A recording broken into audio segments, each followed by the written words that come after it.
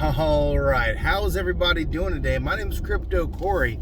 I want to thank you for joining me. Today, this is going to be an interesting discussion topic. We're going to be discussing what is a metaverse. How would you describe a metaverse, especially since there's not a whole lot of metaverse ideas out there. A lot of the term metaverse has been thrown out so much, people are confused by what it is. People are looking at movies like Ready Player One or the Free Guy, and then that's how they're associating with it. And then you've got companies like Facebook that are coming out and stating that, hey, we've always been a metaverse company, So how are we supposed to view the metaverse? What is the metaverse? What isn't the metaverse? I'm seeing a lot of people they're starting to try to dog on a metaverse and renting of NFTs, and basically what I'm seeing is there's some Veve YouTubers that have now just officially flipped on its head. They were all excited about all this stuff, and then out of nowhere now they've sold off all their collection, and now they're on the offensive and they're out trying to dog on Veve specifically, but just in general they're hating on Metaverse and things like that. So we're just gonna kind of discuss real quick what is a Metaverse, what are some things that a Metaverse is, what isn't it, and we're gonna go into some hypotheticals of what we might see in future Metaverse plays. If you would, please click a like in this video and subscribe to the channel. Click the bell notification if you want to get more updates. So, first things first. Facebook made a good definition of Metaverse, and they called themselves a Metaverse company. It is the interconnectivity of people via the internet, essentially. Now, this is going to be focused around blockchain technology because you have Web 1. Web 1 is the interconnectivity. You have Web 2. The Web 2 is the access where you can have login passwords and private security and stuff. And then you have Web 3. Web 3 is ownership. So now you can own a portion of a network, a portion of a space, a portion of an item, and that can transport via the blockchain on the internet. So that is what Web 3 is. So when we think of an NFT, what is an NFT? Non-fungible token. It is not the picture itself, it is the token behind the picture. And then you have a project or a company, whether it's an active or a passive company. You have things, utilities that are attached to this token, which is the NFT itself, and they could be anything. They could be voting rights, they could be airdrops, they could be access passes, they could be filters, they could just be collectibles. They could be items that we don't know what they do quite yet, but we know we've got a bunch of them.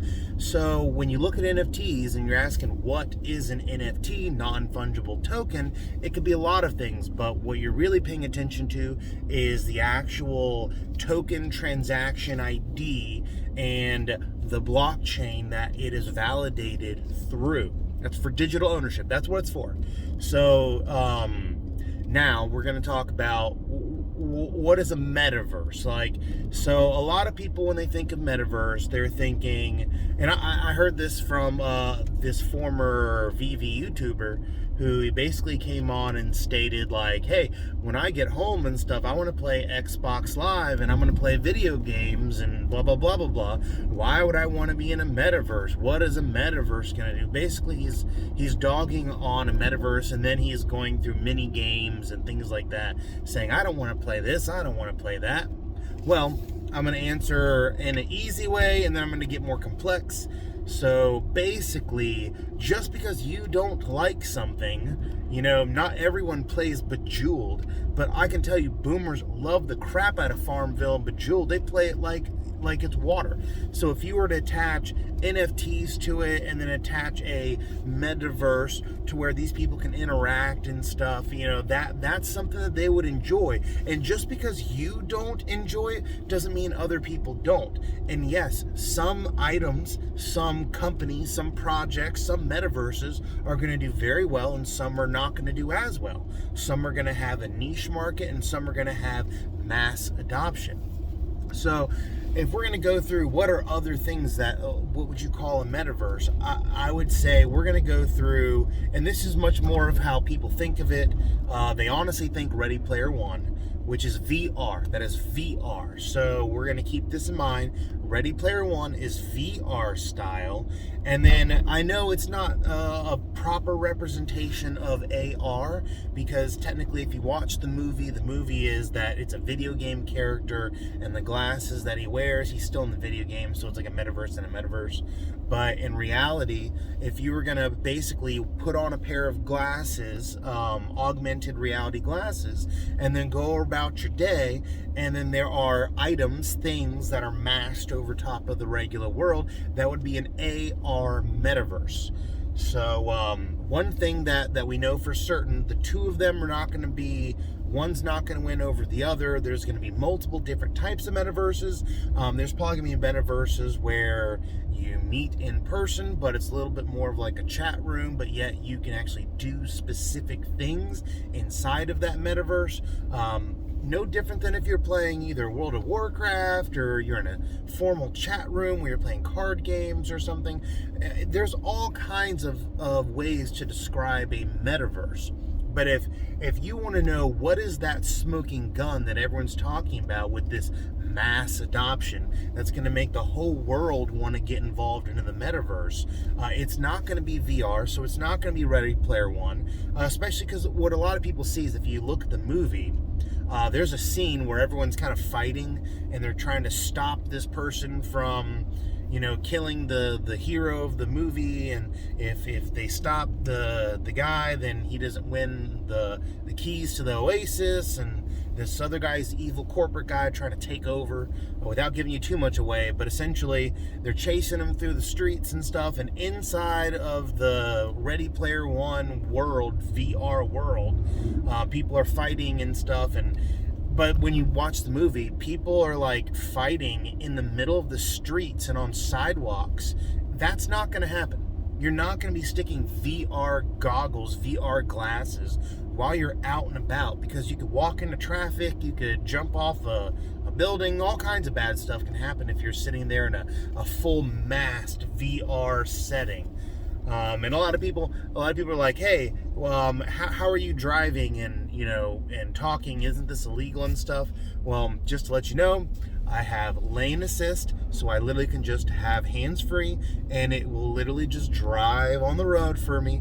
I don't have to touch anything, and also I've got auto braking, so if I'm not braking or if I'm not driving, actually we're going around a turn right now, but if let's say like someone were to slam their brakes on in front of me, and for some reason I'm not paying attention, the sensors would pick it up and it would try to avoid the accident, and it would brake automatically. Now, it's not as advanced as a Tesla, but it's pretty good stuff. But also, I'm using this trick where it looks like I'm looking at you, right? But in reality, I'm actually still looking out the window right now. So, I'm not being unsafe. I am driving. It is legal in where I'm at to record.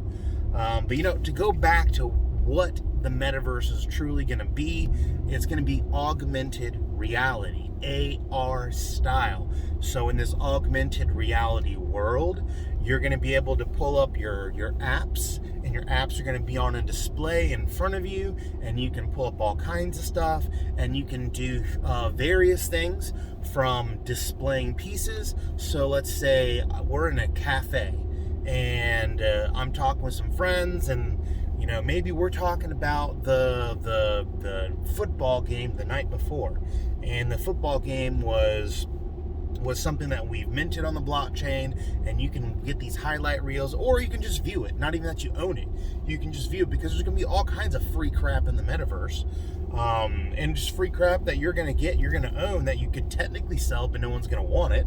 But it's just going to be a bunch of stuff that you digitally own and you compile over time. But like, you could be sitting there, and if you've got like 3 of your friends and you're sitting at either a bar or a coffee shop and you're all together, you can do a thing where the 3 of you link up, or you can be in like a public mode, and you can bring up a screen, and everyone who's got the AR goggles can watch the screen. They can hear what's going on. You can watch sport games, you can play a video game, you can show off your collectibles in AR. all kinds of stuff. And like someone could be sitting at a table like 2 tables down and you're in public mode, and then you all of a sudden go boom, boom, and you drop your Todd Batman on the table. Someone far away could be like, oh my gosh, that guy's got a Todd Batman over there. So like you'll be able to share your collectibles, do things like that. That's an AR format. Another thing for AR is, let's say you're going into Costco. So now we're talking about NFTs being physical food, real items. You're going into Costco, and while you're in Costco, instead of everything having the normal barcode scans or QR codes, they're going to have a special sensor code, most likely similar to a QR, and you're going to be able to walk through Costco or Walmart, and it's going to be able to GPS locate you, and you're going to say, hey, Google Glass or whatever, I need to find this item. And then all of a sudden it says, would you like us to highlight your item? Would you like to find out where it is? Do you want directions? Blah, blah, blah, blah, blah.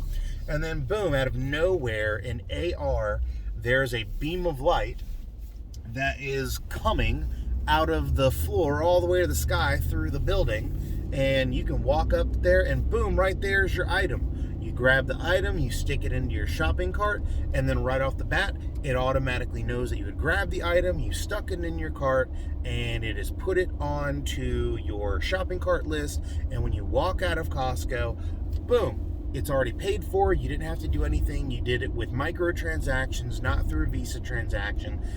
You did it through the blockchain.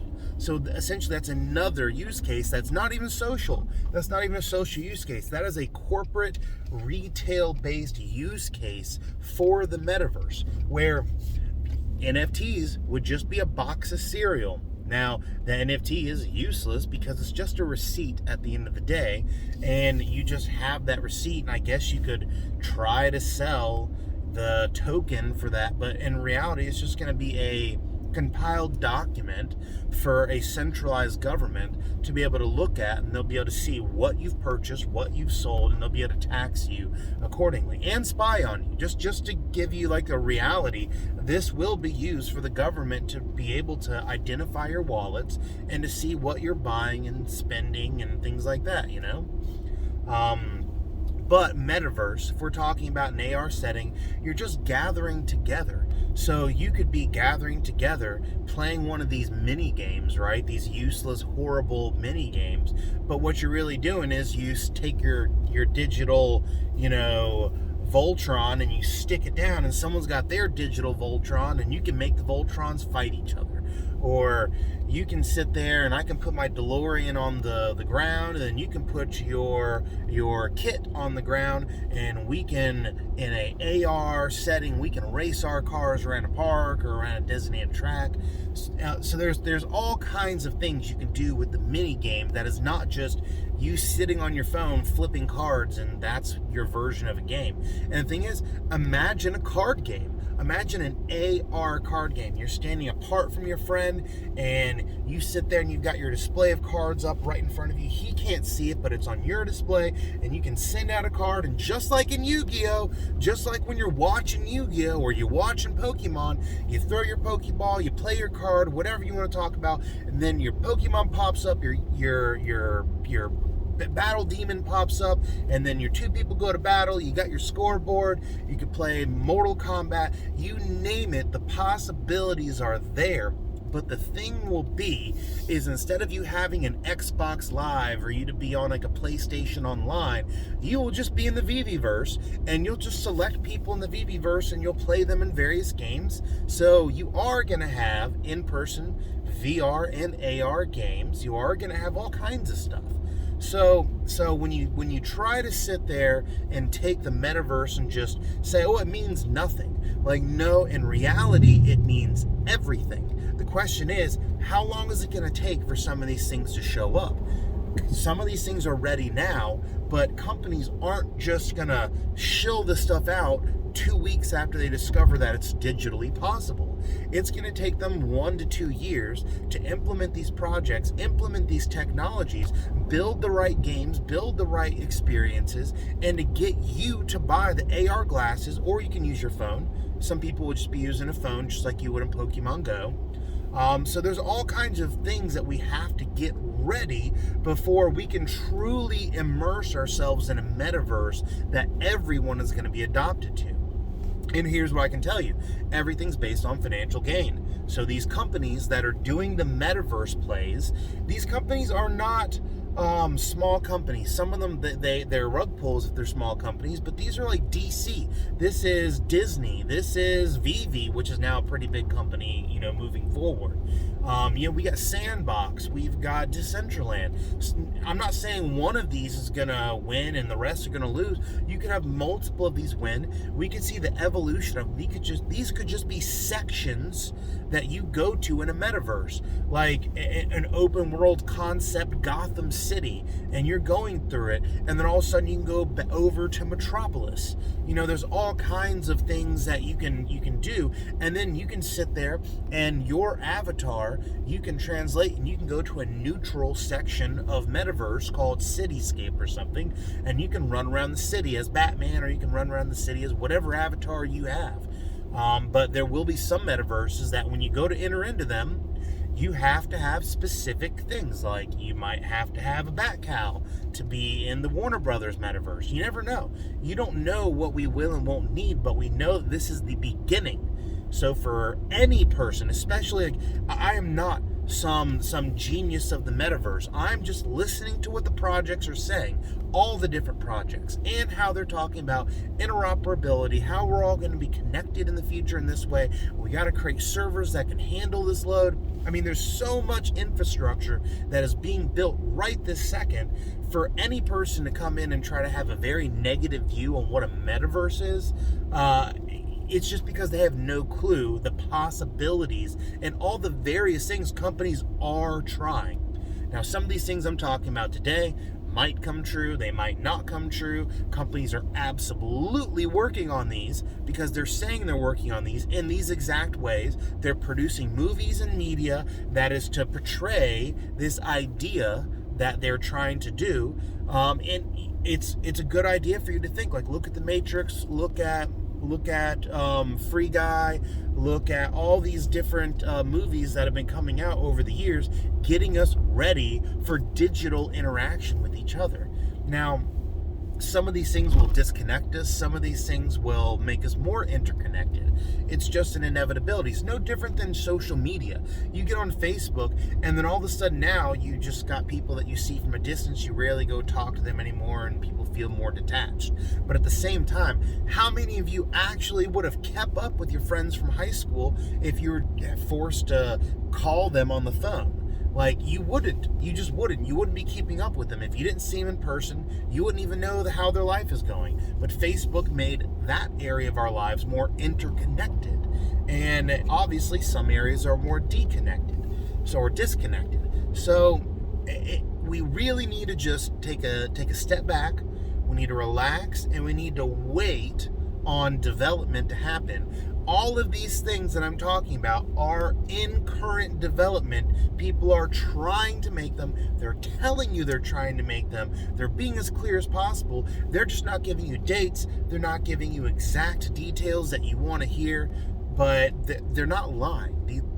Disney's not lying. Veve's not lying. Warner Brothers isn't lying. The Batman project, they're not lying. They're trying to get all this stuff done, and done for you. And for any person to claim to have been a NFT collector, a VV collector, whatever you want to call it, and then now you've sold everything and you flipped the fence and you've turned Anakin Skywalker on us, turned into Darth Vader all of a sudden, like, dog, I got no sympathy whatsoever for you.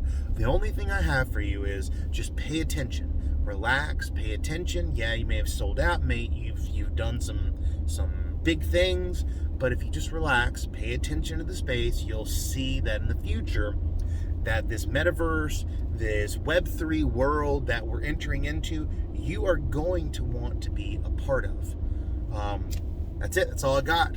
I want to thank you for joining me. Again, nothing I say is financial advice, never financial advice, only information for your education. You can agree with me, you can disagree with me, but it just is what it is. But, I'll see y'all on the next one. See you in the metaverse. That's the thing, is I will see some of you in the metaverse. But if I don't see you in the metaverse and you don't really care about the metaverse or anything like that, maybe I'll see you in a future project. But this is Crypto Corey, and I will see you on the next one.